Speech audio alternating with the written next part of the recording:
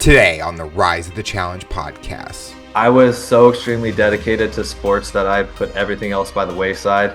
I did not do the whole party scene thing only when we had our track team events. I didn't really date much in college. I was so focused on excelling as much as possible and pleasing my coach that I put everything by the wayside. I was willing to do anything to be the best I could. And I think back on it now, was it the best thing? I don't know, but I don't like to look back realistically. I think there's no point to it. Welcome to the Rise to the Challenge podcast. Joining today, he's a former professional track athlete, gym owner, and coach. It's Taylor Ros. How you doing today, Taylor? I'm doing fantastic. How you doing, Alex? We're doing so good. We're so excited to have you on the show to talk about your rise to the challenge. What we like to do with all of our guests is go right to the beginning. Talk about where you're from and what you like doing growing up. So I am back in my hometown, so Brea, Fullerton area in California. As a kid, definitely just a athlete at heart. Started off with t-ball, wasn't a big fan, but then really dove into soccer. But from there, things elevated as a kid, just trying anything and everything I could get my hands on. What was the big thing that draw you towards soccer? You mentioned t-ball at first, but soccer kind of took over that passion. T-ball wasn't a lot of movement, so I had to get my body moving a little bit more. I was pretty hyperactive kid. I just always wanted to play, and I think my mom chose soccer because of how much you can actually run, and that actually ingrained a lot of movement in me, but a lot of fine motor skills going from the hands down to the feet, which was really, really cool. And I fell in love with the sport itself as a young adolescent. Do you feel that where you were with track, soccer really tested your passion for running? Because track is definitely more just you're running. There's more limitations to it than soccer. Do you feel that helped in a way? For me personally, I don't even think of it because I actually thought I was going to go to college for basketball. That Oh, became wow. my new passion after soccer. When I got into high school, I had to choose what I wanted to focus on, basketball or soccer. And I actually chose basketball. And track kind of happened by accident. But my personal philosophy with sports for kids, I think that soccer is probably one of the most foundational sports that you can do just to learn more about your body, awareness in space, and learning how to move your feet, which a lot of sports don't really focus in on too much besides soccer. So it really gives you a lot of proprioception and body awareness as a kid that can translate to almost every single sport. And Yep. also, you're running a lot, so you get that cardiovascular benefit too.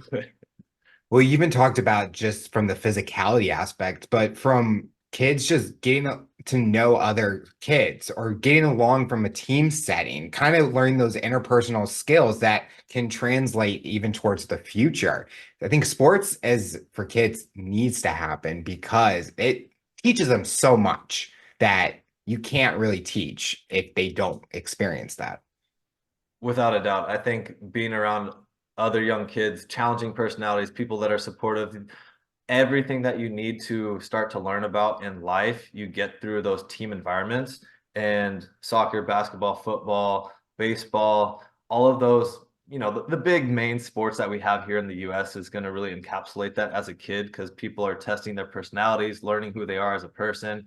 And then you also learn other different personalities as well as a kid. And it helps you get prepared for other things in life as an adult or high school into college because you continue to evolve that whole time. Like we're learning forever. And I think the foundation of team sports can really develop a good base for that.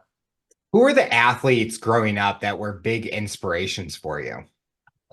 That's actually a hard question because I actually did not watch too many sports, but I Okay. remember going to the community center and there's a book sale. And this was, I believe, third or fourth grade. And there was a Michael Jordan book. And I was like, oh, I got that book. I don't even remember what it's called, but he was always a figure that I kind of looked up to, but I never actually watched many sports. And I actually got in trouble by one of my basketball coaches, like, you didn't see the game? You're not watching basketball? What are you doing? I'm like, I'm going to play instead. So Jordan and his whole legacy itself is something that I kind of attached to as I got older and thought was amazing. But that's the only really one that I focused in on actually. Did you see that book prior to playing basketball, or was it during the time playing basketball? That was during the time playing basketball. I think that's right when I got started. So that's when I kind of started opening my eyes to the actual athletes. And it was just by chance seeing that book on the table.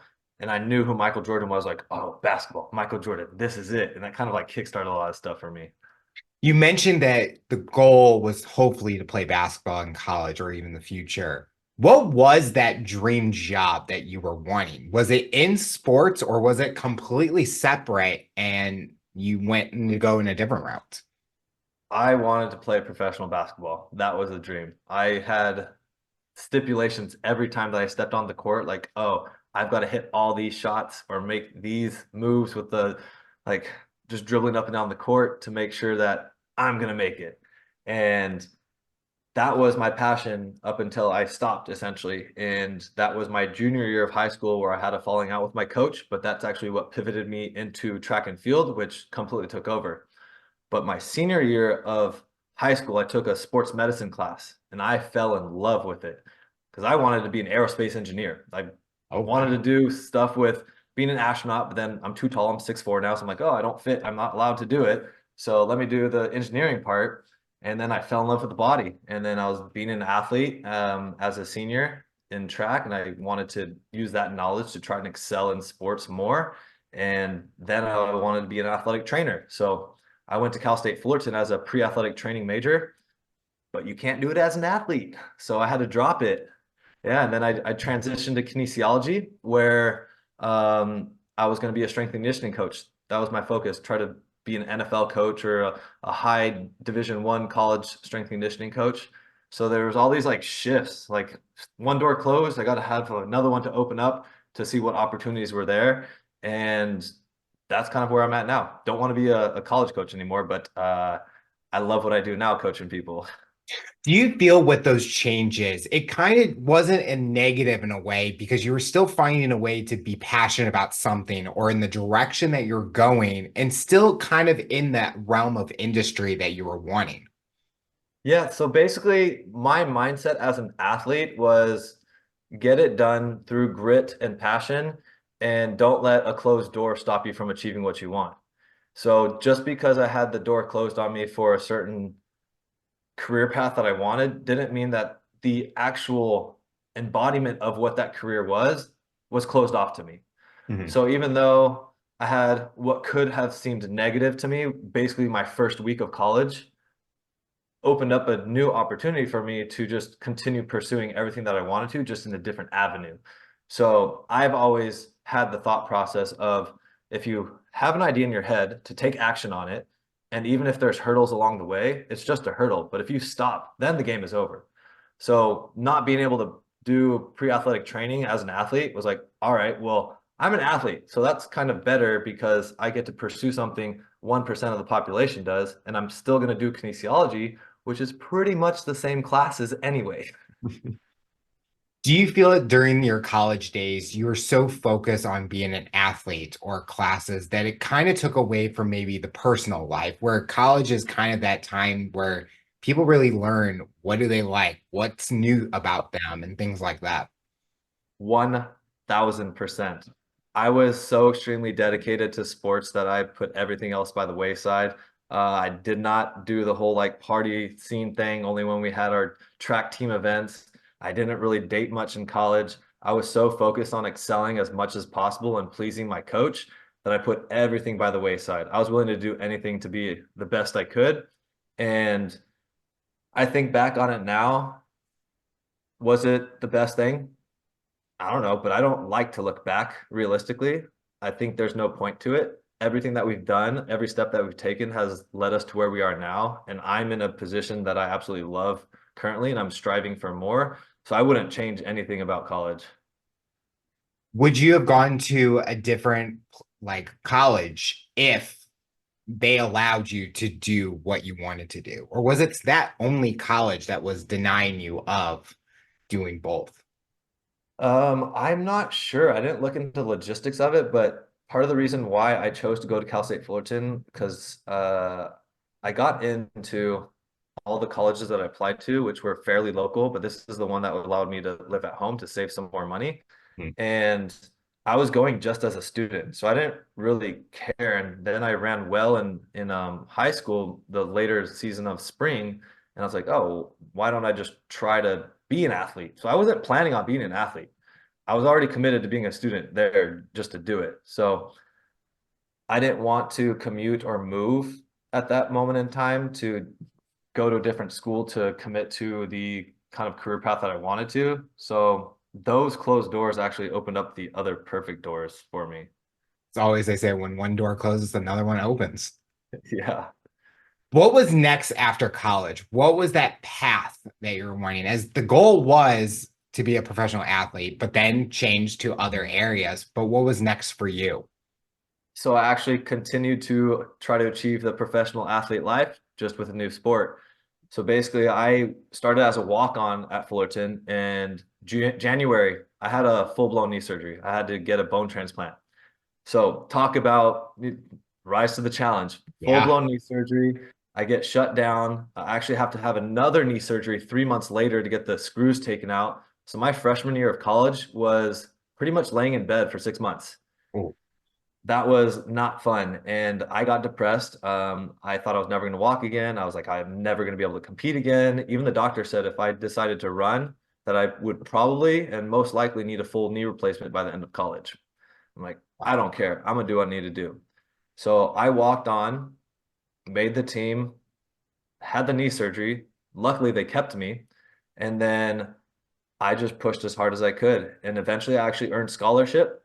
I started surpassing some of the scholarship athletes and really excelling. And this is where my pursuit of greatness in my mind just took over again. So just like it was for basketball, I was like, all right, it's track. I want to go to the Olympics. I want to be that guy. I want to make a USA team. I want the US across my chest. So I graduated in 4 years. I had another year of eligibility because I had to redshirt for that freshman year, and I got into the master's program. So I got my degree or my master's in kinesiology for strength conditioning as well, and I had another year of eligibility on scholarship. So I got to run again. Then, since I used up my eligibility, I became a assistant coach and actually trained under my coach again to try to make that 2016 Olympic team. So that was amazing in the aspect of being able to utilize my entire time at Cal State Fullerton to get the knowledge that I utilize still to this day, while also achieving the highest level of athleticism possible. And that was my peak year.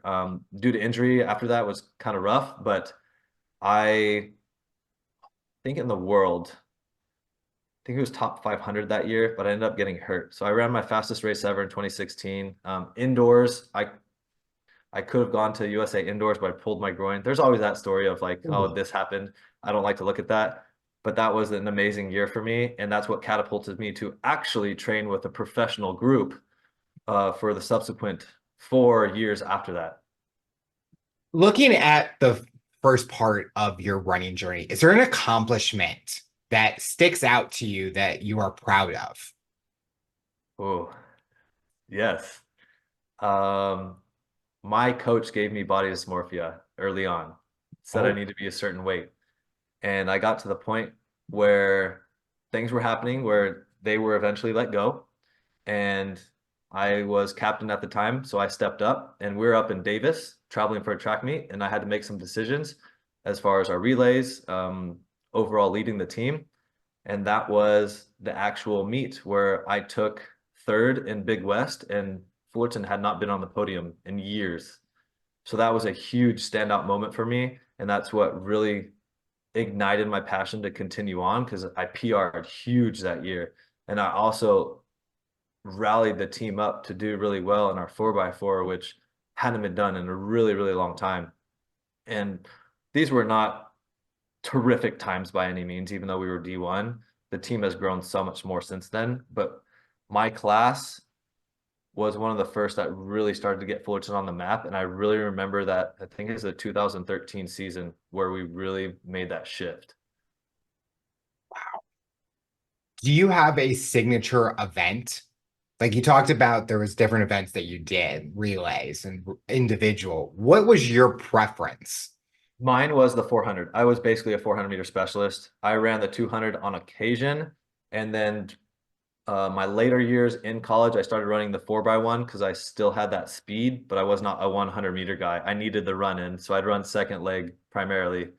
And then in my professional career, it was strictly 400. 400 and the 4x4s. So the 400, yeah, one lap. That's all I got. That's how I would be. I'd be like, can I just do one lap? Let me just do the 100. I won't go too fast. I can't do the long distance running. Like Yeah. running is not my specialty. So it's like the quicker I can get this done, the better it will be for me. Yeah, which is wild because I actually had such a sprint mentality. And when I was running with my pro group, my coach would say, "Oh, go run 3 miles. I want it done in about 20 minutes." I'm like, "That's freaking hard. It's fast." And I would die doing it. I hated doing it. And it took me years to learn how to run distance, like, and enjoy it. And I did my first half marathon almost a year ago. It was February of last year. And it gave me a new perspective on running distance because I slowed down. I wasn't just dying, and I've like noticed things and look around, and it was a different way to look at the city and the streets and everything, which is really, really cool. And that helped me evolve even more as a coach and an athlete to, give everybody kudos for what they do, but also just take time to smell the roses, Yeah. honestly. When you're training now for your personal fitness journey, did that hurt how you train? Like when you're training for a short distance, you're doing things a certain way. Now, as you're getting older, do you have that different mentality where I don't need to go that hard for these longer distance, but I still have to have that kind of energy where I need to beat myself. I need to push myself to the next step. That is actually something I'm shifting through right now. I've continued to train at the athlete mentality, and I've realized that now I'm 32, squatting super heavy just to put up numbers is not really it. My body does hurt. I have a lot of injuries from track, but thankfully I could still do just about everything that I want to do physically. So now it's more of a maintenance and fitness health perspective rather than athletic excellence, two completely different training styles. Like the recovery aspect of being an athlete is so important, and people put that by the wayside. And now it's shorter sessions, not as heavy weights, maybe more reps, different types of cardio where I'm not absolutely crushing myself. And that's the sustainable lifestyle that I coach a lot of people on because you don't have to die in the gym to get results. Yeah. Dial in your nutrition, have a really good, solid training program that allows you to recover and do the things that you want to, you get awesome results. As a coach, the biggest thing out there is there's so many coaches out there. What makes you so special when you're connecting with potential clients? What are they looking at from you to help them achieve their goals? I think a lot of people initially reach out to me just because of my background. One, my education, also running at an elite level. But me as a coach, I try to figure out why they truly want to change. And this can take some time. Some people come in and just, oh, I just want to lose 15 pounds. Okay, sweet. That's amazing. Losing 15 pounds will really help you. But what's causing the shift right now? Like, why now? What's the Mhm. purpose? And then we start to figure out what it is in their life that they're really looking to accomplish. And that's where I can help them more because fitness and the nutrition side of things literally is just a cherry on top of it for me now. It is a big driver, but the mentality that goes behind making those lifestyle changes to create those daily disciplines that you carry with you forever is what makes people stick with me. I'm not just going to say, hey, here's a program, follow it blindly. You'll get amazing results, but have no idea what you're doing in the long run and have to rebound and do it all over again. There's people that I've coached for 6 weeks and couldn't come to me because we were geographically undesirable. They're just way too far away. And I'll hit them up and they're still crushing it because of the things that I taught them. So once you define your purpose, that's how I can help people the quickest and the most effectively. What's the biggest thing coaching has taught you about yourself that you didn't know you had in you? The fact that I care more about other people's goals now than my own. Wow. Yeah. What the word empath comes to mind Like I could really resonate with somebody and why they want to do something, and I'm not happy until they do it. And when they're slacking off, it hurts my feelings because I know they're not getting what they need. And not only does that set them back, but it sets me back because I feel like I'm failing, right? I'm doing my job wrong by educating them or providing them the value to see what their life could be like with the goals that they do have in mind. So I'm always trying to provide that little extra bit of information or motivation or resources to make sure that they're always getting that leg up. And that's, I think, something that I've learned probably in the past year and a half, 2 years of me coaching, realizing that's what's shifted in me now. With the coaching business, sometimes there's risk in how long you're able to do it. Was that always the game plan after being a professional athlete, was to go into that field because it was a good transition? Or did you have some worries and doubts that could I find the clients? Am I able to keep this stability in this industry? So I took a big fat risk and perfect occasion to be on Rise to the Challenge podcast because my gym in LA is Rise Athletics LA. Okay. So I graduated with my master's. I took a corporate job at Crunch as a personal trainer. I became the assistant fitness manager quickly afterwards.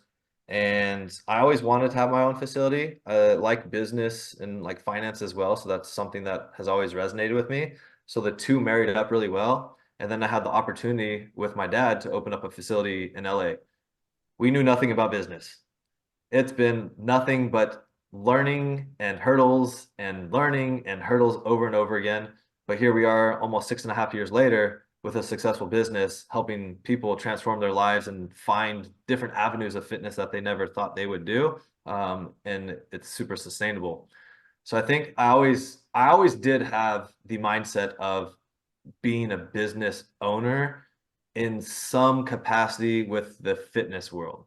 Didn't know Mhm. exactly what it would be, but I knew getting my foot in the door at a personal training facility would be step one, and then see where it took me from there. With being a gym owner, do you prefer being out in the public or like doing the office stuff? Like, do you like to be on the floor, seeing people achieve their goals, seeing everyone smiling, enjoying being in there? Or being in that office is kind of like your sanctuary and you enjoy kind of learning the numbers, learning the different avenues it takes to run a business? So that's something that has shifted the last few years as well. I still love being on the floor and connecting with my members, but I love learning about business now. It's huge to me. So the cool thing with what I do is I only work in the evenings at the gym because we're class based. So I Mhm. get to do all the number stuff at home. And then when I go into the gym, I'm servicing everybody. And if I don't have an appointment or anything, I'm usually walking around, just talking to people, learning more about their story, seeing if I can help them any type of way, because that gives me more fulfillment and it gives them more value too. So I still have them both very much aligned with each other. There's moments where, yeah, I'd rather be on the floor or I'd rather be in the office, but definitely both are big in my world right now. And I don't actually coach at my gym anymore except for personal training. So that allows me to focus more on the business while also having more time to connect with the members as well when I am there. Something that you brought up was a great point. It was taking advantage of all aspects of it, where I can relate in a similar way with just doing the show. Yeah, I can be an on-face talent, but there's a lot more to the show that I enjoy doing. What's the marketing behind it? How to grow, how to reach out to people and things like that. So you're doing something similar where you're loving all aspects, but you enjoy doing it each and every day. There might be those challenging days, but if you're not growing, you're not learning, that next opportunity, that next chapter, you might be able to use those same skills to elevate that next chapter to the next level.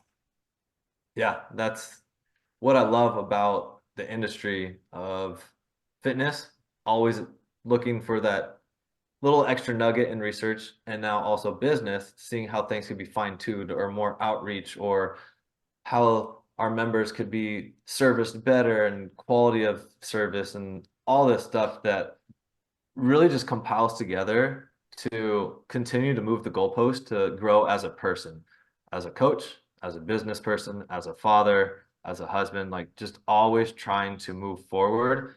And I think business and fitness marry up really well to do that in all aspects of life. You mentioned that you doing this business with your father and you talked about family. What has fatherhood done for you? What has been the greatest achievement you've seen from you being a father? Ooh, that's deep. Becoming really, really selfless. Before I did a lot of things off of being selfish. Realistically, I wanted to make the US team. I wanted to be a coach on a NFL team or something like that. And now it's what can I do for my daughter to make her proud that I'm her dad and also provide for her in the best way possible. And that doesn't mean giving her everything because I think that everybody needs to have challenge in their life to grow. But now I have this purpose of I need to show up every single day with my fitness, my mentality, my business, my family, everything. So I have I don't know what it's called, but I call it the three F's: family, fitness, and fulfillment. Those are the things that I focus in on. So family is everything. They're right there for you no matter what. Fitness, this goes physically and mentally. You got to be on top of that to make sure that you can provide for your family in the best way possible. And then fulfillment is following your passion and fulfilling others' needs to make sure that you give value back and you're not always taking. You need to get that on a neon sign, the three F's. Just similar to that. Just get it on a I should do sign, that. put it in your gym right there. It'd be perfect. That is awesome. I should. I'm What's been actually moving soon and I will have a really nice studio. So I'm thinking about like how I'm going to be designing it, and that'll definitely be up there for sure. and then when I watch it and see the three, I'd be like, I gave him that idea, so I'll get like 0.01% credit for that. I love it. Working with your dad, what's been the most rewarding part in that experience? Sometimes working with family can be a challenge, but what has been the positives from that? Having a really tight relationship. So my parents were separated when I was really young, and the split custody was every 2 weeks. But with my sports, that didn't always happen. For 5 years, I basically lived in LA and saw my dad damn near every day. And that was something that really catapulted our relationship, which was really cool on a father-son level. Business, business is business. So there are times where we are ecstatic and growing together, and sometimes we butt heads and need to figure things out. But our relationship has grown in exponential ways in almost every avenue because we've been able to be around each other so much and put something together that started from nothing. Was he someone that enjoyed the fitness industry like yourself, or was this like a new territory for him?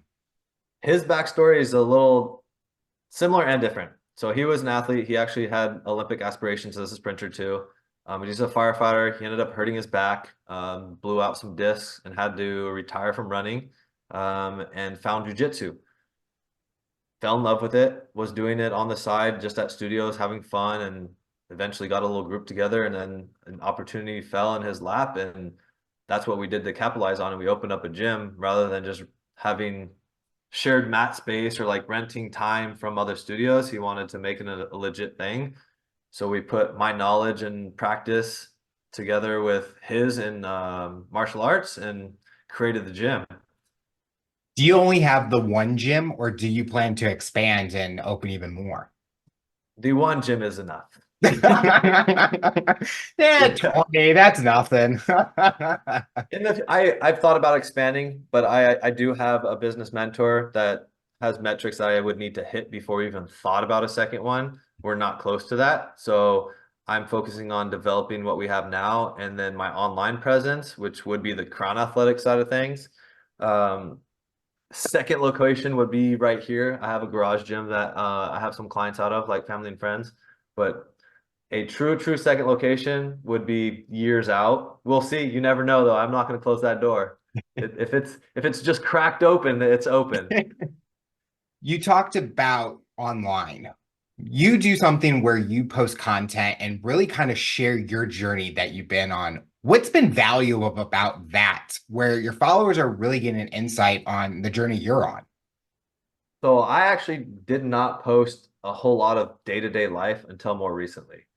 And the most rewarding thing is that in the past 2 or 3 weeks, I've had about 5 or 6 people reach out to me say, "Hey, you got me out of bed to do my workout," or "I went out for an extra walk today because I saw you doing it." And that was inspiring to me because some days you post on social and you're just like, this isn't getting any views, nobody's liking it, I'm not impacting anybody, why should I do it? But my stubborn athlete mentality of just always doing the work no matter what becomes fruitful when those people message you eventually and show that you are making an impact. So social now is just showing the process, showing you exactly what I do to create the life that I want to live and being successful in fitness and business and everything as far as well as a father. It's amazing what social media can do. And it's even better when people reach out and share that you've impacted them, not just to sign up as clients, but like genuine, just like, hey, you got me out of bed and I went for a run this morning. That is super exciting for me. You never know who is being impacted. There's always sometimes the silent ones where you're making a difference, but they may not say anything about it, but you kind of know that it could be happening. I think at the time of this interview, you posted about you being outside with your dog, walking, just getting outside. And at the same time you posted that, I was outside walking my dog. And I had the same thought through my mind, just being outside, enjoying and kind of just getting up, taking a break and kind of made me start thinking about don't be just stuck at a desk all day. You got to go outside. We kind of talked about how long distance smelling the roses and then going so fast, where those walks makes you really kind of analyze what's going on. Where are things you want to look forward to? What's next? What's going on in your life? So that post kind of really hit just with me in that moment, but it kind of was rewarding to hear. Someone That's saying awesome. the same thing that I was thinking at that time. See, that's congruency right there. And the perfect analogy to that is the present is the present. Like enjoy it. Soak it in. We get so caught up in work, and I will be the first to admit that I will put my head in a hole and just work really hard and forget about that. And I have to remind myself of it still. We're not perfect. Nobody's ever going to be perfect. So I took that moment to be like, wow, it's freaking beautiful outside. I'm soaking this in. My dog is loving it. Yep. Let me share this. And that's why I decided to get on social. And look, that's actually 2 people then just from that post. That's There you awesome. go. Looking towards the future, what is that fitness goal for you? Are you working towards completing a race, a marathon, another fitness opportunity? What's next for you when it comes to your fitness? Personal fitness now for me is just maintaining overall health and not having an unhealthy relationship with my body and food, which took years. And I'm at that space now. I did want to compete in cross country mountain biking, but unfortunately, I hurt my foot on a long distance run getting ready for a half marathon. So honestly, right now, everything's kind of just on pause. I'm just doing 2 to 3 days a week of just gentle cardio and lifting weights, just maintaining overall health. We will see what the future holds as far as some level of competition or something to go towards. But right now, it's just maintaining my level of leanness, stay strong, eat healthy, and live life.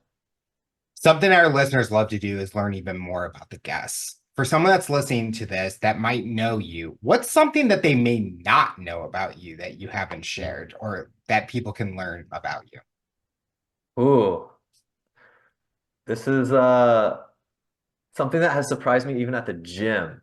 So I'm an introvert for one. Like if I had the choice, I actually would just kick back at home. I love being at the gym and connecting with everybody because we've built relationships now and it's not uncomfortable to me. But I used to be heavy gamer playing Maple Story, World of Warcraft, just behind my computer all the time. I love that. And then now at the gym, there's like tons of people that love anime. I'm like, no way. I don't get to follow it anymore, but like when I was younger, all for it. So that's something that has kind of fallen away just because of business and now being a dad. But I love good I kind of miss WoW. I do. I do. I would go back to it, but it's a time suck and I can't dedicate to that right now. You just need to get a computer 30 minutes a day, and then it turns into like 10 hours of playing, and your day has just gone by, and you're just like, wow, Has it really been that long since I've been playing? Yep, and there's no level of mediocrity for me, so I have to get the best of everything in the game. So I'm going to be grinding away in those dungeons. It's so addicting. I mean, I look at the games that I played, and now it's like I get older, and I'm thinking, I can't do those long hours anymore because I get bored after like 2 hours of playing it, and I'm like, I should be doing something. Like, I need to go outside or do something better than just sitting here playing now.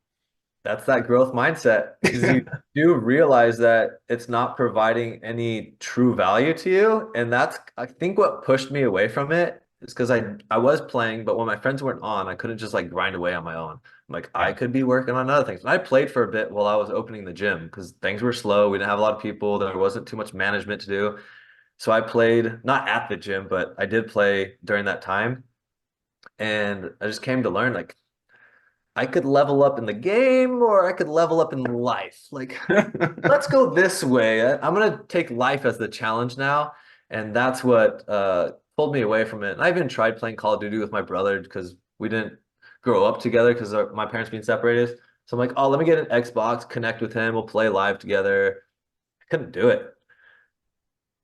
Now you just need one of those VR headsets where you can do fitness and play games at the same time. Oh, dude, that would be so awesome.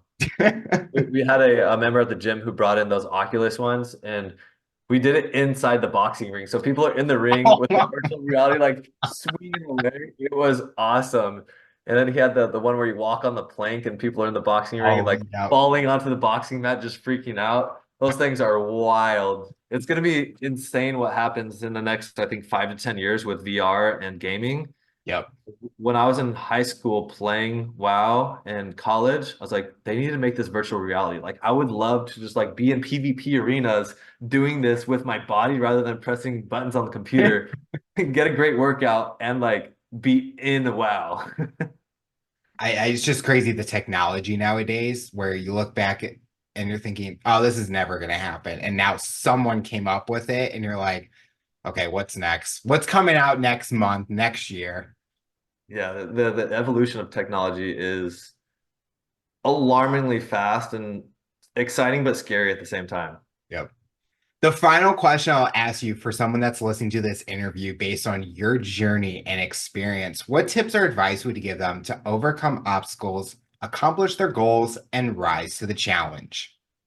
This is definitely going to be with my core value of when you have that first thought of wanting to accomplish something, don't think about the perfect time. It's just take that first step, whether it's writing it down, walking into the gym, reaching out to somebody, just make one step towards that goal rather than thinking of when to start. Just put it into action. Taylor, I want to thank you so much for coming on the show and talking about your rise to the challenge. You're inspiring so many people, and we are excited to see what the future looks like for you. Thank you so much for having me. I really enjoyed being here. Tune in next time to hear my next guest talk about their rise to the challenge. Remember to follow, subscribe on all major audio platforms, and make sure to subscribe to our YouTube channel to see the full-length episode in video format. What path do you take to accomplish your goals? You decide.